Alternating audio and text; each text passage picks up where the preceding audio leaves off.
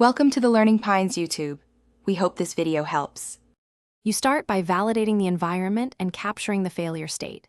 You check the Swift service processes and confirm the 3 listening ports, then backup /etc/Swift files and ring files so you can revert. Once done, enable debug logging and reproduce the dashboard error to get timestamp traces.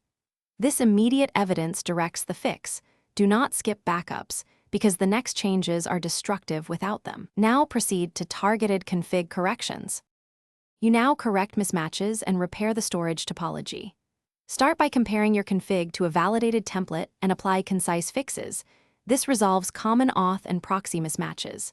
Next, rebuild and rebalance rings with SwiftRing Builder, ensuring partitions and replica counts match your cluster size. Once rings are consistent, restart services in the required order. Proxy first, then account, container, then object. This prevents transient errors. Make sure to monitor the logs as you finish by validating the dashboard end-to-end. Clear browser and proxy caches, then test the API endpoints directly and confirm auth tokens are issued and accepted.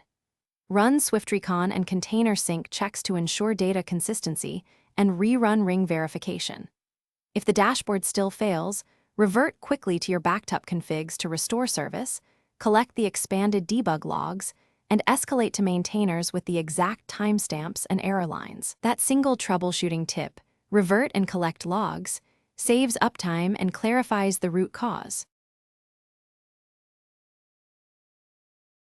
Thanks for watching. Consider subscribing if we helped you.